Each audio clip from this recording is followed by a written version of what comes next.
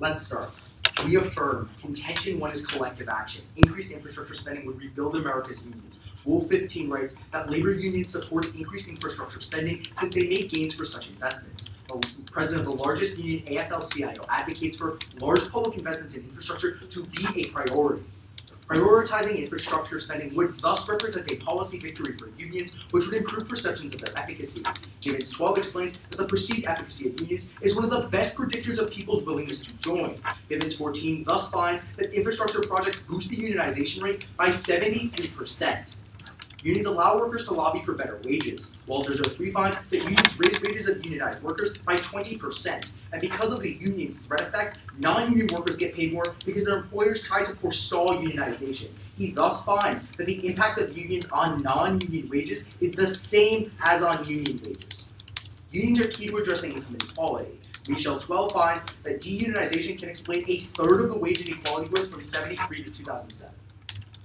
Contention 2 is America Works. Higher public infrastructure spending promotes employment in 4 ways. First, creating labor demand. Schwartz 09 explains that a single infrastructure investment has 3 levels of impact: direct employment, indirect employment in the manufacture of materials, and induced employment generated by both direct and indirect jobs. New America 10 thus finds that each $1 billion of spending on infrastructure can generate 40,000 new jobs. The majority of these jobs are low entry. Kane 14 finds that only 12% of those employed in infrastructure hold a bachelor's degree or higher and generally need less education to work. Second is increasing productivity. Poland 10 explains that infrastructure projects lower the cost that firms have to incur to operate their businesses. Bivens 14 furthers that an infrastructure investment of $250 billion annually would increase productivity growth by 0.3% annually. This higher productivity allows policymakers to target lower unemployment rates because it provides more room for employment to fall without causing inflation. As a result of this effect, Bivens concludes that an increase in infrastructure investment could mean more than 1 million additional workers each year find employment. Third is increasing the quantity of businesses. Better infrastructure encourages business development because it increases the economic viability of the affected region. Givens 12 thus finds that a 10% improvement in transport-induced accessibility leads to about a 3% increase in the number of businesses and their employment. Fourth is increasing business confidence. Coin 13 reports that of the more than 400 manufacturers surveyed, 65% do not believe that today's infrastructure is positioned to respond to the demands of the economy over the next decade. Businesses are unwilling to attempt expansion in environments that they feel are risky. Ray 13 writes that the key to reducing unemployment lies in the success of government policies to revive business confidence. Reducing unemployment reduces income inequality in 3 ways. First, reducing the earnings gap. Harding 98 finds that wage and salary families make about 2.4 times higher than the average income of unemployed families. Second is improved bargaining power. Stiglitz 15 explains that when employment is high, workers have greater bargaining power since employers are forced to raise compensation to attract and retain employees. When labor markets are slack, worker bargaining power is low and wages stagnate. He demonstrates the disparate impact of unemployment, finding that for every 1 percentage point increase in unemployment, incomes decrease for the poor 3 times as much as the rich and twice as much as the middle class. Third is combating wage depreciation. The longer a worker remains without a job, the worse their long-term outcomes become. Cooper 14 explains that the longer a worker is unemployed, the more their skills depreciate, making the worker less valuable to employers, translating into lower wages. He furthers that job histories that include longer unemployment spells are viewed as a sign that a job candidate is less productive. This will cause firms to offer a low wage to the new hire. As a result, Schmider 14 finds that unemployment duration reduces future wages by 0.8% per month. Thus, Cooper 14 furthers that the earnings of displaced workers do not catch up to those of their non-displaced counterparts for 20 years. Thus, we affirm. Can I see the card that says that a 73% increase in unions, or infrastructure increase in union power, 73%, whatever that is? I'm not sure.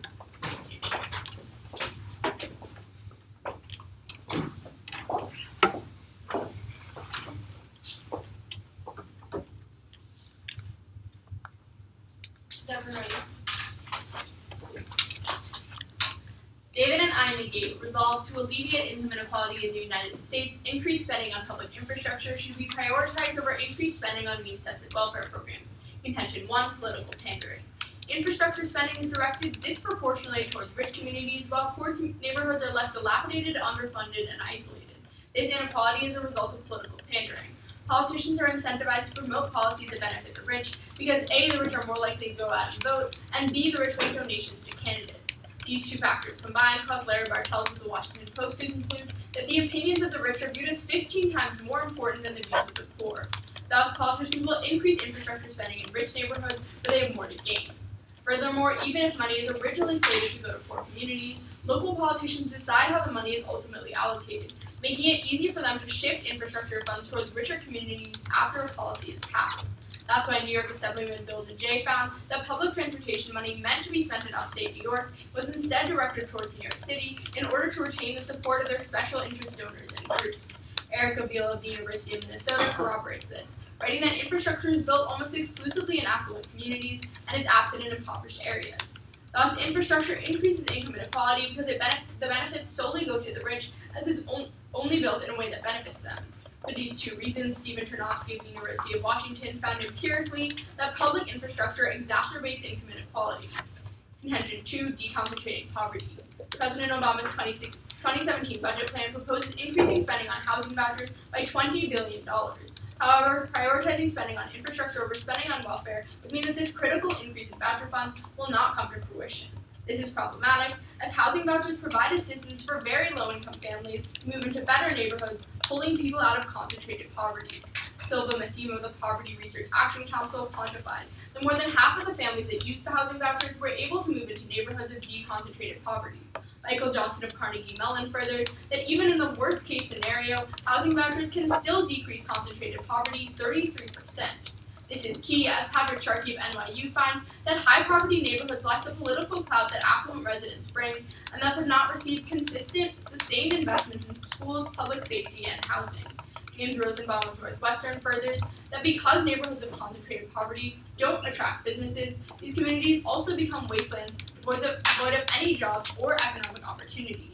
This combined effect is why Sharkey finds that spending childhood in a high poverty neighborhood raises the chances of downward mobility by 52%. Contention 3, hunger. Even if the government prioritizing infrastructure spending would alleviate income inequality, the government still shouldn't increase funding for infrastructure if worse consequences occur as a result of prioritizing infrastructure over welfare. Thus, the U.S. shouldn't fund infrastructure over welfare because it will cause millions to go hungry. According to the Center on Budget and Policy Priorities, the House 2017 budget will cut SNAP food stamp funding by 20% over the next 10 years. As a result, Michelle Chen of The Nation reports up to 1 million people will lose SNAP benefits. In the past, these cuts have been negotiated down, and increased spending on welfare has become a priority. In 2014, a proposed SNAP cut of $39 billion was reduced to $8 billion. However, if increased spending on infrastructure is prioritized over increased spending on welfare, liberals will be forfeiting this opportunity to mitigate these dramatic cuts. If we affirm, and these cuts do occur, it would be catastrophic for the poor, as Catherine Eden of New Republic reports that 1.2 million families on SNAP reported that they had no other source of income. Thus, if they lost their benefits, they would have no way to get food. That's why Jim Wild of the Food Research and Action Center writes that these cuts are going to make millions of people go hungry. Thus, because the government should never make the starvation of millions a priority, we negate. I do not have long enough arms to reach that. Are you ready for crossfire, Lizzie? That's not the best thing, but I'm driving for crossfire. Just leave it on the best thing. Ready for crossfire, Lizzie? Yes.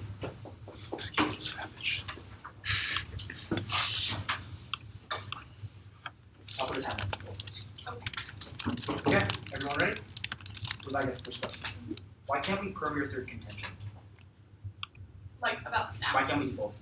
Because we're telling you that, like, in the status quo, there are huge cuts proposed, right? But what happens is that, like, when we prioritize welfare as we have in the past, we're able to negotiate these cuts down. If we are no longer prioritizing welfare spending, we can't do that anymore. No, you But can I ask still, you a hold on, you question? can still prioritize two things, just one is over the other, right? Like, welfare can still be prioritized over everything else besides infrastructure, can't it? Like, okay. The issue is that, like, at the point where welfare, like, cuts are being proposed right now, right, welfare is, like, on the chopping block. That if we, like, no longer are prioritizing welfare, even if it's being prioritized over everything else, but we're spending billions of dollars on infrastructure, obviously something has to be cut, and we're saying that's going to be welfare, and specifically that's going to be SNAP. Why Can I is ask you SNAP a being cut? question? Just What? really quick, why is SNAP being cut? Because, like, Political conditions, correct? Yeah. Okay, thank you. Do you have a question? sure. Okay, so in your second contention, why is like increasing the confidence of businesses suddenly going to create like millions of jobs for specifically like impoverished people? Because it means people will now have the ability to expand their businesses. Why? Second, because if I don't think the economy is going to be able to hold on to the growth of my business over the next 20 years, I'm not going to try and increase it. I'm going to try and keep my company stable at the point it is. Okay. I don't risk reaching But specifically, why are these jobs going to poor people?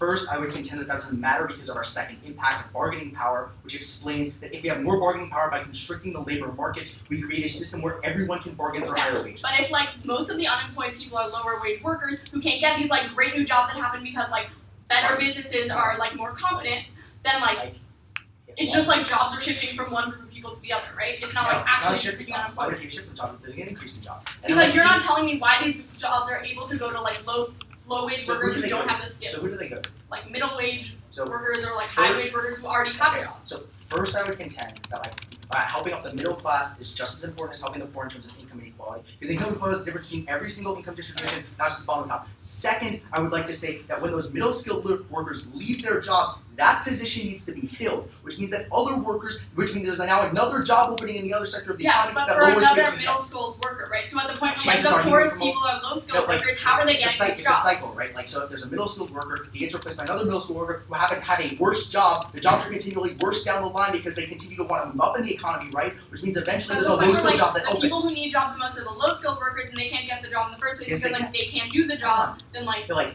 if there's like a skill of like 5, right? That's the job. Like, yeah, like it pays me like 5, right? Okay. Like, I'm only going to move to that job if my job right now is like 4, and then the person that moves into that job has like 3, which means at the end of the day, you're getting into people who need the job at the end of the But day. if that job requires a skill level of like 10 and I have a skill level of Just like goes 2, down how am I getting the Just job? goes down this income ladder at the end of the day. Like at the end of the day, there are still jobs opening up for the poorest because the poorest that have skills still move up, and then people replace them.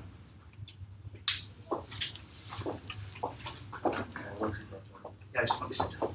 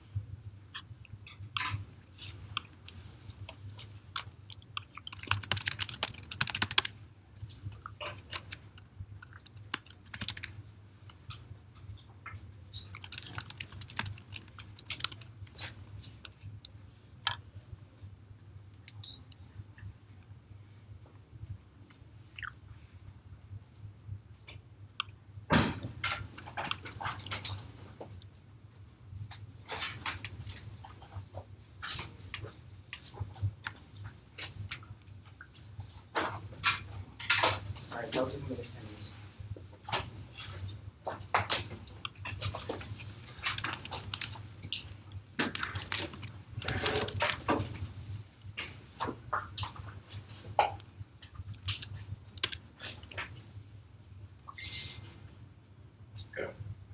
So is everyone ready?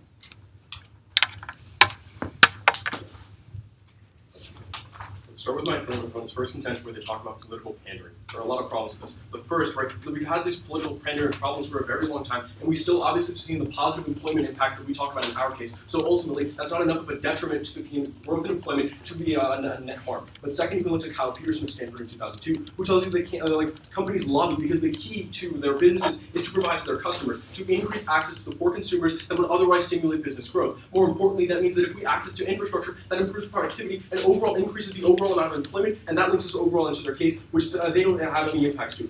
Then, more importantly, let's look at their evidence. They read this analysis from Tarnowski that says that if you implement infrastructure, that's going to increase income inequality because it accelerates the growth on capital. But he comes back with a study in 2015 that says that if you use the infrastructure for the purpose of alleviating income inequality, like we talk about in our case, and what the affirmative advocates for, that you see a decrease in overall income inequality and a, quote, more equitable distribution of wealth because it increases the returns to labor as opposed to the returns to capital. More importantly, right, like this argument argument right here that they're talking about in their first contention necessarily conflicts with the argument that they're talking about in their second contention, because they say that the infrastructure is built in low and high income housing areas, right? But then they're talking about how you have to put people in high income areas by moving them, right? And we would say, and they're going on to their second contention, that the most important thing is that you have some way to have this available housing, which only the affirmative can solve for. In fact, Amanda Samuels of The Atlantic in 2015 tells you that right now the problem isn't that we aren't funding affordable housing enough. The problem is that we literally don't have enough units, and the only way that we can solve for that is to literally build more units, which only the affirmative can do. That means necessarily we are a prereq to their first and their second contention. More importantly, a couple of turns on housing vouchers.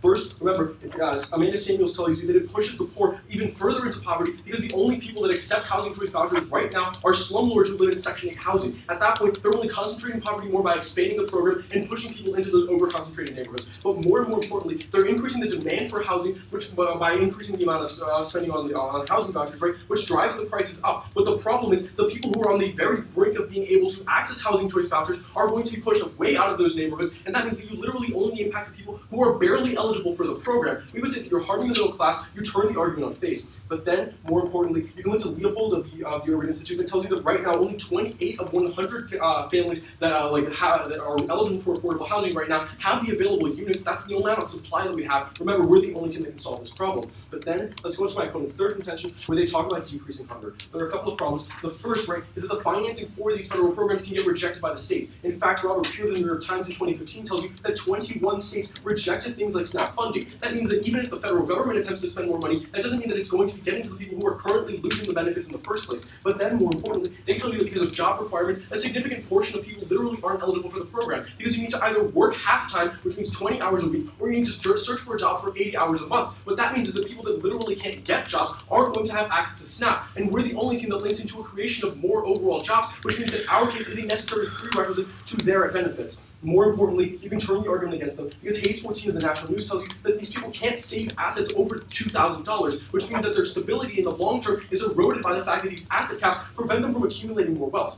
But more importantly, you can look to Udiah Waggle of Western Michigan University that tells you that right now, because of the moral hazard component of the way that system is distributed, a 1% increase in the perception of the wealth of SNAP benefits leads to a 0.5% reduction in the amount of hours worked, right? Because you're increasing the incentive for people to, you're not increasing the incentive for people to go into the labor market enough, right? But like you're increasing the demand for the food, right? Like increasing the prices of all of those things. That's another turn, right? And more importantly, empirically, because of things like the moral hazard component that we talk about, Mike Tanner of the Cato Institute tells you that holistically, an increase in SNAP benefits has had no impact on food security, no impact that they're talking about. Then they're telling you that it's going to be cut if it's prioritized, right? But if the budget is going to be cut in the long term because of congressional restrictions, then a short-term increase in financing is not going to bite back that cut. They themselves give you the rollback impact on their third contention, which is another reason why you don't buy it. For these reasons, please affirm.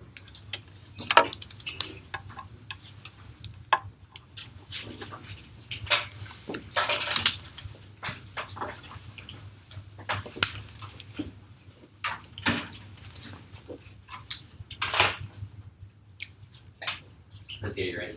David and Catherine, judges. Great.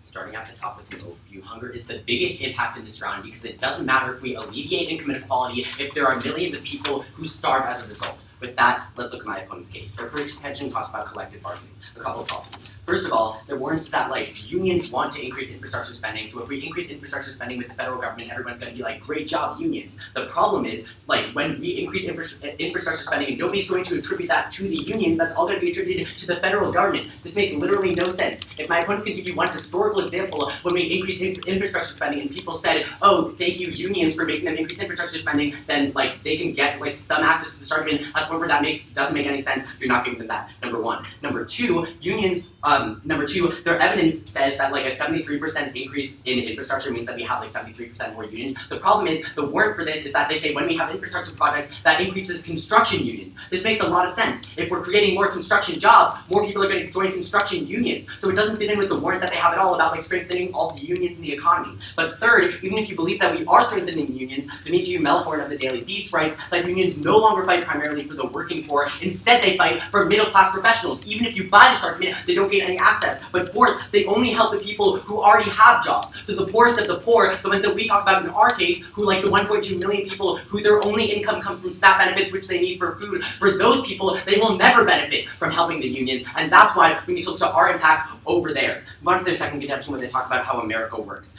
Look to their first warrant where they say like there's an increase in the labor demand when we have construction projects. First of all, note that this is the only time in this contention where they actually talk about jobs going to poor people. In the rest of this contention, all they say is increased employment and never say who is getting those jobs until they prove to you that the poorest of the poor are the ones getting those jobs. This doesn't impact income inequality, first of all. Second of all, this is basically just talking about construction jobs. There are a couple problems. First, Veronica DeRugi of the George Mason University writes that construction workers tend to be highly specialized and rarely suffer from high unemployment. So sure, maybe these people didn't get a BA because they didn't go to 4 years of college. But the problem is, I can guarantee that nobody in this room can explain to you how you build a skyscraper, or how you build like this school, for example. Because these people, even if they don't have to go to college, need to be trained in construction working. That's why our evidence tells you that this is going to highly specialized construction workers, meaning the poorest of the poor, the unemployed people now, aren't the ones getting these infrastructure jobs. But second of all, Joseph Kane of the Brookings Institute writes that infrastructure occupations are already projected to increase 9% during the next decade because of private spending. At that point, you're seeing that these impacts happen either way. But next, look to their next three warrants. You can group these all together. A couple problems. First, their entire warrant for all of these things is the government is investing more money in infrastructure and then people become confident in the economy. And then businesses benefit. The problem is businesses benefit a lot more with private investment because then we don't have crowding out. So what crowding out is when the government, the public sector starts spending money, that drives up interest rates. What that means is it's more expensive for businesses to take out money, to take loans. That means they can't expand their businesses and make more loans in general. So this is more harmful to businesses. We have a more clear link. But next, this warrant just doesn't really make a lot of sense. People aren't going to say oh, our government is now prioritizing public infrastructure and building some transit systems. That means our economy must be doing great. At that, at the point where we were seeing that this warrant doesn't really fall into place, you can't be looking to this argument. But finally, remember, they don't actually tell you who is getting these jobs. At the point where Lizzie tells you in Crossfire, middle class people are going to get these jobs, and my opponents say, oh, well that's fine because then their job is open for another person. But the person who's going to get that job is another middle class person, another person who already got a college education, another person who's qualified for that job. At the point where they never help the poorest people who are unemployed today, don't look to their impacts. Or don't look to this contention. But finally, look to their three impacts. All of these arguments are contingent on already having a job. They say your earnings will raise if you already have a job. Oh, we're gonna have less combative worker depreciation. But the problem is, if you're the poorest of the poor workers who don't have a job today, you're never going to get a job if you affirm. That's why you're negating. Ready for cross stated? Yeah, crowds out, please. What do you want with that? The carbon I don't have a card for that. That's economic theory that I learned in my class. Cool. You can Google the definition if you want. Or Oh yeah, I understand what you're saying.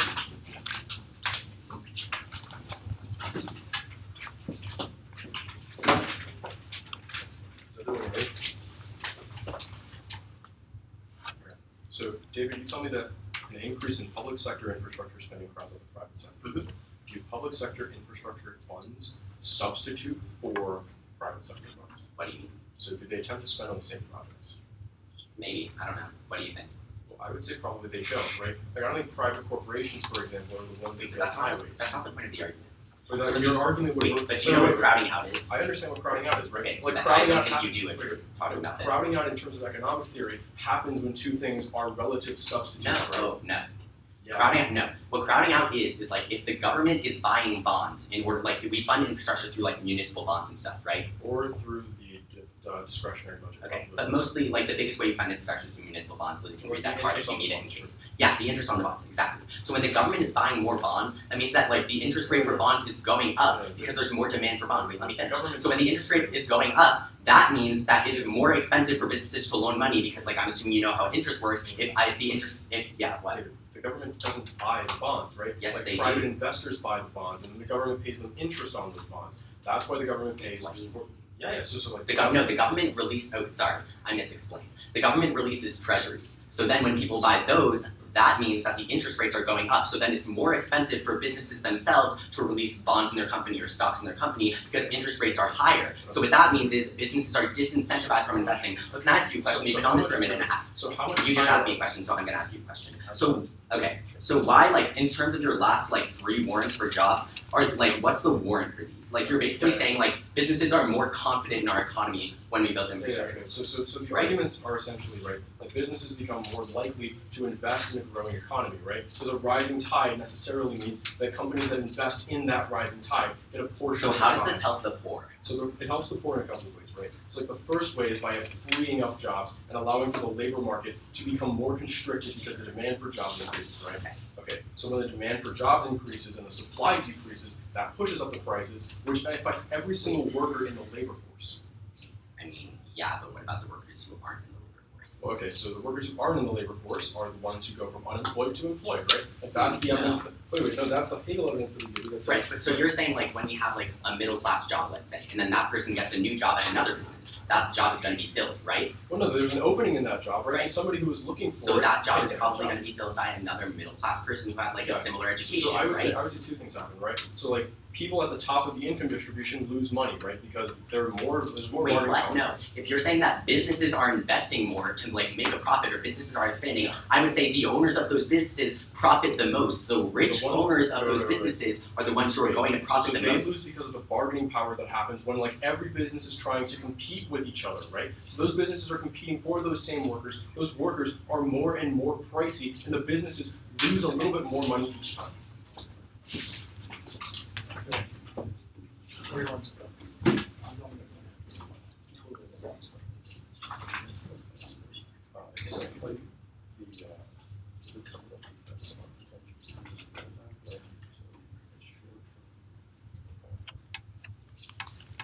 so they don't really solve the problem. But then we also do, right? So the driving force and the lines. Yeah, yeah. So that will that takes out the analysis of the top case and how it goes to work. Because we don't get them in long term, right? That would change the distribution of the real top.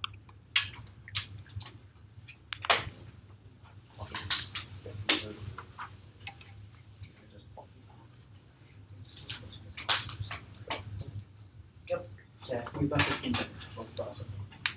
I think I'm gonna kind of.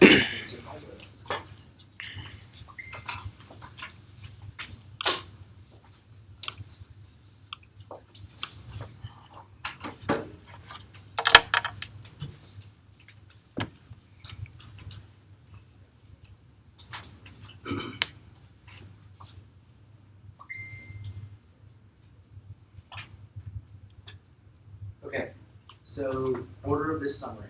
It's going to start off weighing, then their third contention, a little bit of defense extension, and then our second contention. Sound good? Okay.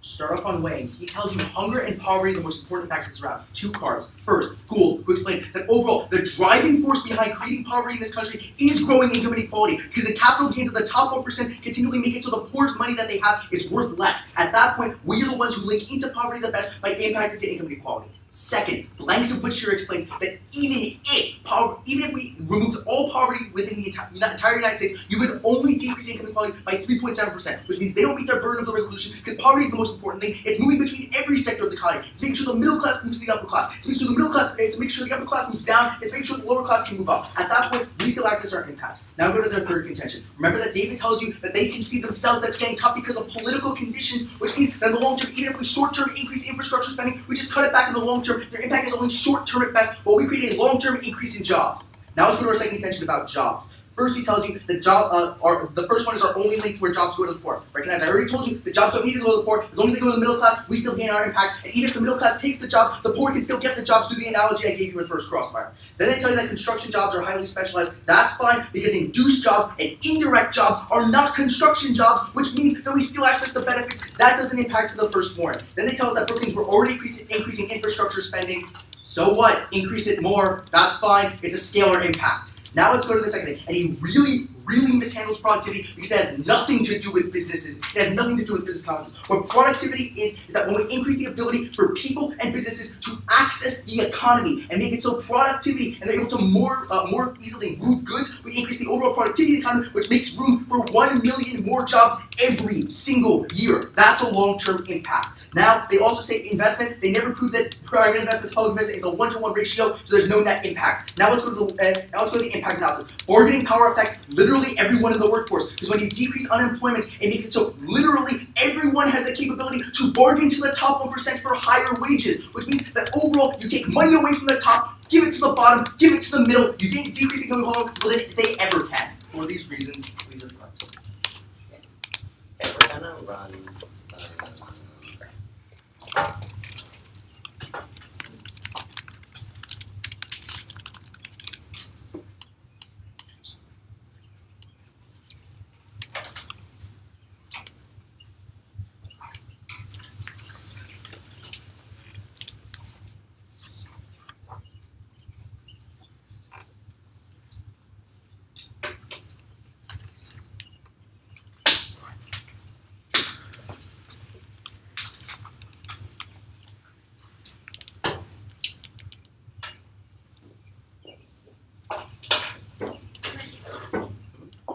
Okay, that was 37 seconds, so I think that we, is that how we, yeah, we have 120.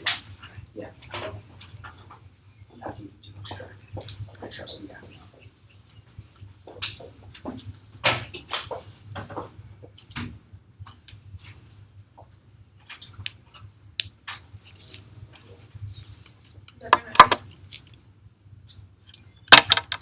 So first on how you're going to be weighing this round, he tells you that poverty is the most important thing. We would say that, like, in addition to that, concentrated poverty is actually the most important thing, because people who live in concentrated poverty, they, like, what happens to them is that they lack services. Ultimately, Sharkey tells you that if you grow up in a neighborhood of concentrated poverty, you have a 52% greater chance of downward mobility. If we solve for concentrated poverty, we ultimately solve for income inequality in the long term. That's what you're going to be weighing most. But let's look at this issue of jobs. He tells you that, like, jobs only need to go to the middle class, but he never explains why that's true. If poverty is important, like, you need to be solving for the lowest income workers. Second of all, he tells you that there's going to be induced jobs, but there's no reason why the government paying a contractor to build a bridge would create more jobs than the government giving individuals food stamps to go spend at their local grocery store. In fact, Josh Vivens, who they themselves cite, finds that the economic multiplier effect of welfare payments is greater than or equal to that of infrastructure spending. So ultimately, like, you're seeing those induced jobs in both worlds. And then he tells that there's going to be more bargaining power. But remember what David tells you in his rebuttal is that in order to get this bargaining power, these people need to have jobs in the first place. So insofar as they're not showing you that the poor people are actually the ones getting these jobs, they're not going to be solving their world. But let's look at the reason why we're solving in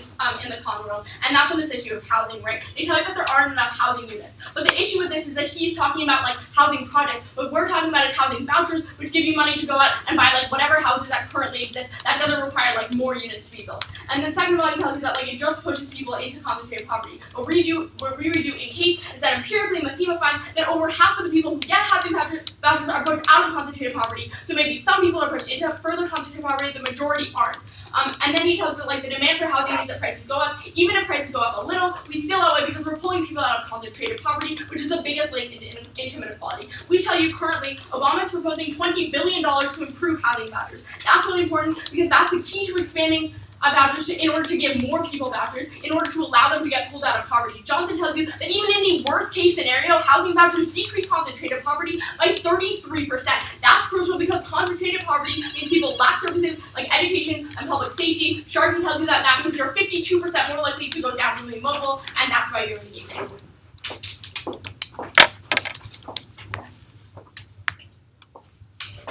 You guys ready for cross? Yes. Just let me turn on my. Okay, whenever you're ready. Sure. Okay, I believe it. So was that turn that you read from Vivens in the model? No. Can you guys drop that then? Why? Because, like, I have a really drawn out response that I usually read at the top of the models that's, like, it explains why that's not really applicable. So Sure. you guys have a You're welcome. Sure. So what's your biggest impact in your case? The biggest Jobs. impact is, well the impact Jobs and rate the is, things like, that come from bargaining jobs. power. Okay. So who gets the jobs? Wait, So- sorry. You said bargaining power. You said jobs. I mean, bargaining power is jobs the an internal link to bargaining. Yes. So bargaining power is your biggest impact. It's like the weighing on our impact. So it's your biggest impact. Well, it's how we weigh it, yeah. Okay. Do you have a question? Okay. So sure, right. So, So when you- we talk about concentrated poverty, right, we tell us that overall we decrease concentrated poverty. But when the only people that in the status quo accept housing vouchers are slumlords who are literally just building houses where everyone Wait, can sorry, only when do you ever say that? Samuel's in rebuttal, Yeah, clean dropped. He says slumlords are the only ones who accept housing vouchers? Not That's slumlords pretty absurd. Not slumlords specifically, but they're pretty much the only ones that do. Wait, so if I'm a poor person and the government says, like, here's some extra money for housing, I'm gonna say, like, no, See, thank the you, thing is, that's what it's not slumlords like I say. hand them a stack of $5,000 and say, here, go pay for rent. What you do is you give them a voucher, be like, hey, your landlord might want to take this, and if they do in fact decide to take this, you're going to pay less in rent. The fact is that most people, and most of the people that own like areas in wealthy, like own buildings in wealthy areas, don't accept that vouchers, which means you don't decrease the concentration of poverty. Do you guys have a question? You can ask another one.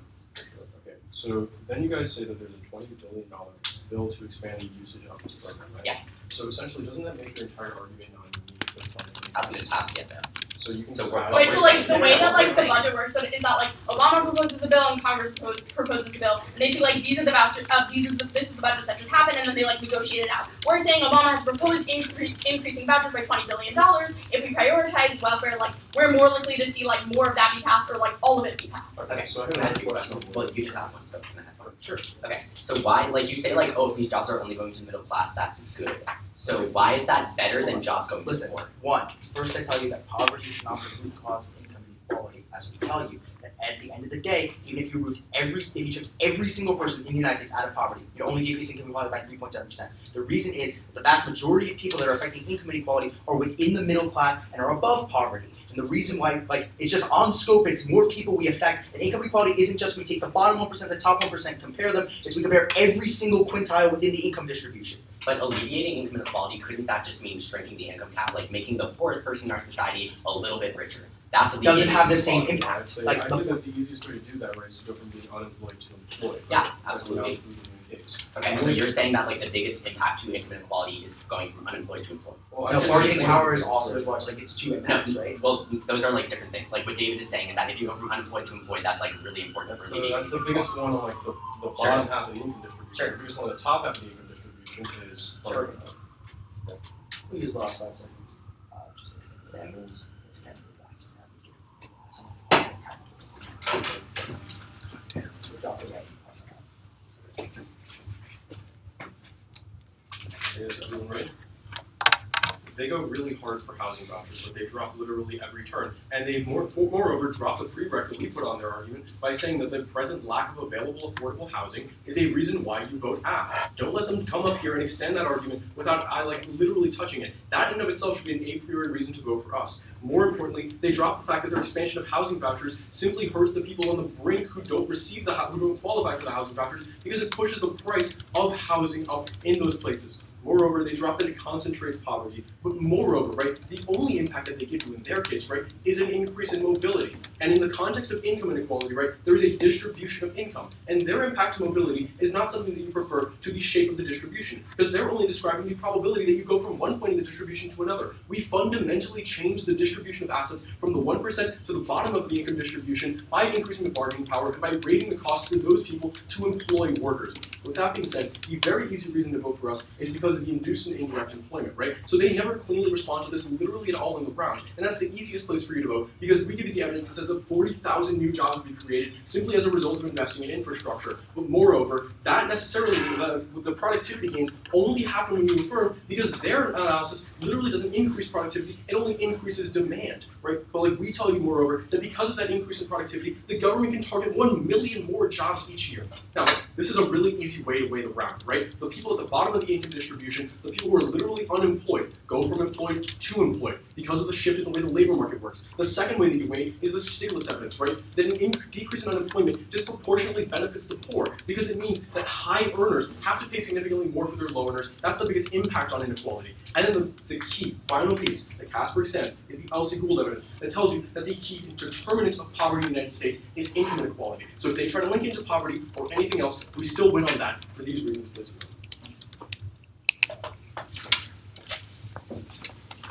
We're gonna run our remaining 1 minute 23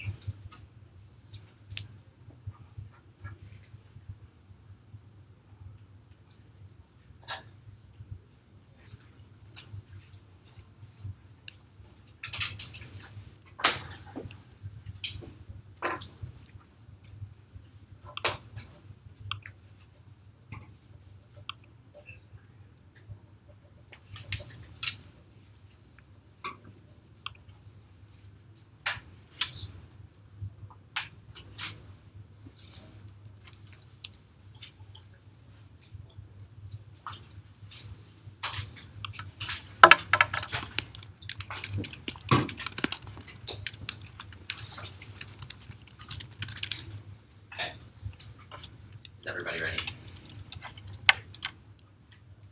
with how you're weighing this round.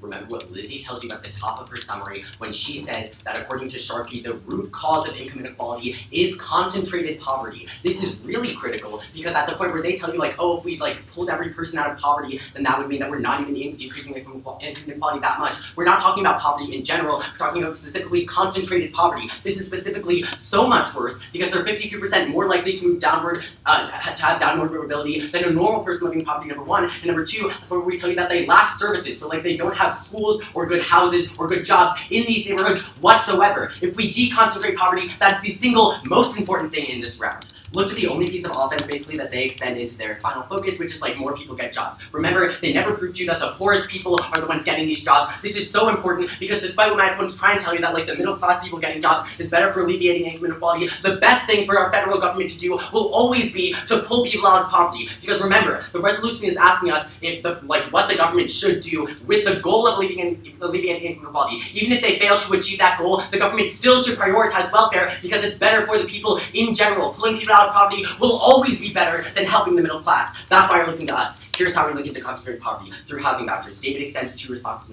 in his final focus. First, he talks about a lack of housing units. This response is talking about like housing projects. We're not talking about projects, we're talking about housing vouchers. This just gives people money and says go buy a house. Units aren't the problem. Next, he says this hurts the people on the brink. But what we're saying is the people who are living in concentrated poverty's lives are so much worse than the people on the brink. Even if we hurt them a little bit, this still wins us the round. Because people living in concentrated poverty have the worst services, they have the worst schools. The most critical thing is this solves in the long term. Because we don't just help these people, we help their children and their children's children. So when we find that housing vouchers empirically decrease concentrated poverty by 33%, that's a really clear reason to negate. And that's why you're negating.